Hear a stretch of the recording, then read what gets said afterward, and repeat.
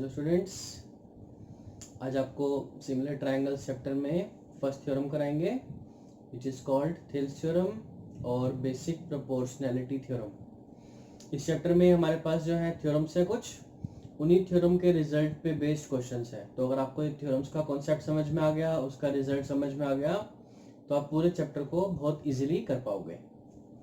तो वैसे हमारे पास थ्योरम में ये लिखा हुआ आएगा state and prove Thales theorem और बेसिक प्रोपोर्शनैलिटी थ्योरम, या आपको स्टेटमेंट गिवन होती है इस क्वेश्चन में जनरली कि if a line joining any two sides of a triangle which is parallel to third side divides दो sides in the same proportion.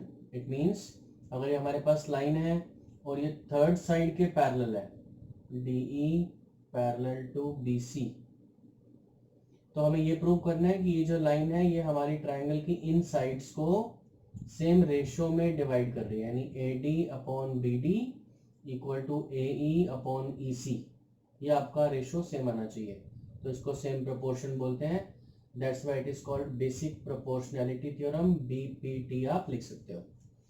तो पहले हमने स्टेटमेंट को पढ़ के लिख देना है कि हमें ट्रायंगल गिवन है, ये लाइन इसके पैरेलल है थर्ड साइड के, और ये रेशियो हमें इक्वल लेके आना है AD by DB equals to AE by EC। इसके लिए हमें कंस्ट्रक्शन करनी पड़ेगी। एक तो हम इस E पॉइंट से AD के ऊपर परपेंडिकुलर ड्रॉ करते हैं, इसको मान लेते हैं EM। एक हम D से ड्रॉ करेंगे perpendicular on the side AE, late it B DN। DC को ज्वाइन करना पड़ेगा एंड BE को ज्वाइन करना पड़ेगा। तो इसमें आप क्या लिखोगे, ज्वाइन DC एंड BE, इनको ज्वाइन कर दिया। Draw EM perpendicular to AD and DN perpendicular to AE। Construction में आप जो भी लिखोगे वो आपको डॉटेड लाइन से दिखाना है, ठीक है, ध्यान रखना है इस चीज का। अब हम प्रूफ करेंगे। प्रूफ करने के लिए सबसे पहले हम इसमें ADE ट्रायंगल का एरिया फाइंड करते हैं। Area of triangle ADE, half into base into height. अब देखो ADE में अगर हम बेस लेते हैं इसको AD को, तो इस बेस के ऊपर परपेंडिकुलर ये माना जाएगा EM। तो ये हमारे पास होगा बेस AD और हाइट आएगी EM, half into base into height के अकॉर्डिंगली। फिर हम लेते हैं इसमें एरिया ऑफ ट्रायंगल DBE। इसमें भी सेम फॉर्मूला लगाते हैं, half into base into height. Base रहेगा इसमें DB, हाइट रहेगी इसके अंदर ये जो एक्सटीरियर जा रहा है ऑल्टीट्यूड, क्योंकि हमने इस लाइन को आगे प्रोड्यूस किया है, तो ऑल्टीट्यूड यानी हाइट वही है EM जो हमारी पहले वाले ट्रायंगल में थी। इसमें आपको मैंने एक चीज समझानी है, जैसे कि हमें कोई ट्रायंगल दे रखा है और मान लो ये एंगल आपका 90 डिग्री से छोटा है, लेस देन 90, तो इसे क्या बोलते हैं, एक्यूट। एक्यूट ट्रायंगल में जब भी हम वर्टेक्स से ऑल्टीट्यूड ड्रॉ करते हैं तब तो ये ट्रायंगल के अंदर आता है, ये आपकी हाइट मानी जाएगी यानी बेस माना जाएगा। लेकिन अगर हमें ट्रायंगल दे रखा है इस टाइप से और इस एंगल की अगर हम बात करें तो ये एंगल 90 से ग्रेटर है, ऑब्ट्यूज है, इसमें अगर आप हाफ बेस इंटू हाइट लगाओगे तो बेस तो ये माना जाएगा, लेकिन हाइट तो वर्टेक्स से आती है और हाइट 90 डिग्री पे आती है, तो हमको हाइट के लिए यहाँ बाहर एक लाइन ड्रॉ करनी है, और जब हम बेस को प्रोड्यूस करेंगे तो ये जहाँ पे करेगी इंटरसेक्ट वहां तक का डिस्टेंस माना जाएगा हाइट, ये बेस होगा।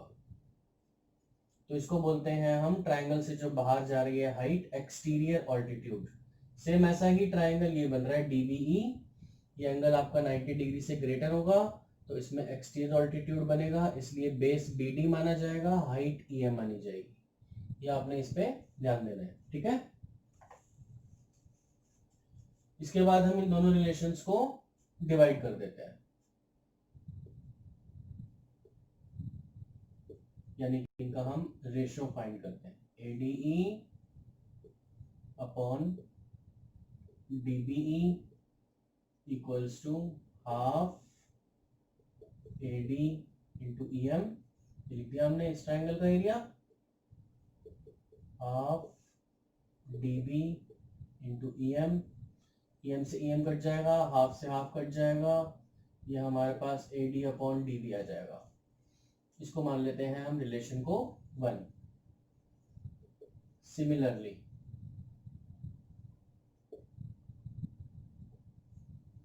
अब हम इस तरफ का ट्राइंगल लेते हैं AED राइट साइड से, और ECD, इसमें भी सेम फॉर्मूला लगाएंगे।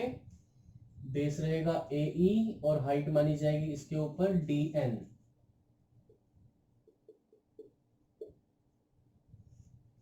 ECD भी देखो ऑब्ट्यूज ट्राइंगल है, ये एंगल 90 से ग्रेटर है, तो बेस तो माना जाएगा EC, लेकिन हाइट मानी जाएगी एक्सटीरियर ऑल्टीट्यूड यानी DN। So half base into height, ये हाफ से हाफ कट गया, DN से DN कट गया, we are left with AE by EC। Let it be question number 2।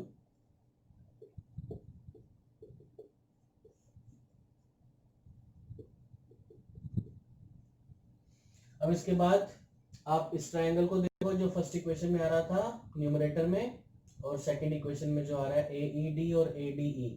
ये ट्राइंगल्स तो दोनों सेम है, सिर्फ हमने इसको ADE ऐसे लिखा है और AED लिखा है, सिर्फ हमने वर्टिसेस चेंज करे हैं। तो एरिया तो वही सेम कवर होगा, तो इसमें आप लिखोगे area of triangle ADE is equal to area of triangle AED।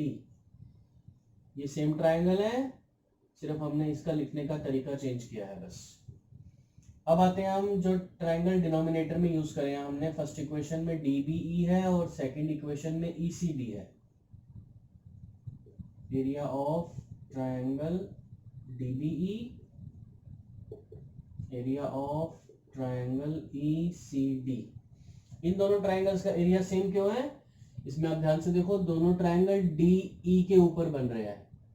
DBE, DE आ रहा है इसमें, एंड ECD, इसमें भी DE आ रहा है, और ये पैरेलल लाइंस को टच कर रहे हैं इसका वर्टेक्स। इस ट्राइंगल की अगर हम बात करें तो इसका वर्टेक्स ये रहा B पे, इस ट्राइंगल की बात करें तो इसका वर्टेक्स ये रहा C पे, यानी दोनों पैरेलल लाइंस को टच कर रहे हैं।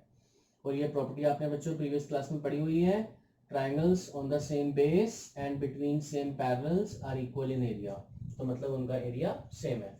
तो यहाँ पे हम वो प्रॉपर्टी मेंशन कर देंगे, triangles on same base and between same parallels are equal in area। अब आप देखो, हमने ये प्रूव कर दिया इनका एरिया सेम है, यानी कि ये वाला पार्ट और ये वाला पार्ट सेम है। नीचे हमने इसमें प्रूव किया DBE और ECD का रेशो भी सेम है, यानी एरिया सेम है। तो अगर ये दोनों सेम है इन दोनों के, तो मतलब इनका रेशो भी सेम होगा। अब आप डायरेक्टली यहाँ पे लिख सकते हो, from equation number 1 and 2 we conclude that first equation का रिजल्ट था AD by BD और सेकंड का रिजल्ट था AE by EC, और यही हमें इस थ्योरम में प्रूव करना था। तो अब आप इसमें बेस्ड जो है क्वेश्चंस भी इजीली कर पाओगे। पैरेलल लाइन का ध्यान रखना है और वो किस रेशो में डिवाइड करता है उसका ध्यान रखना है। उसके बाद थेल्स थ्योरम पे बेस्ड आप बहुत सारी एप्लीकेशंस को सॉल्व कर पाओगे।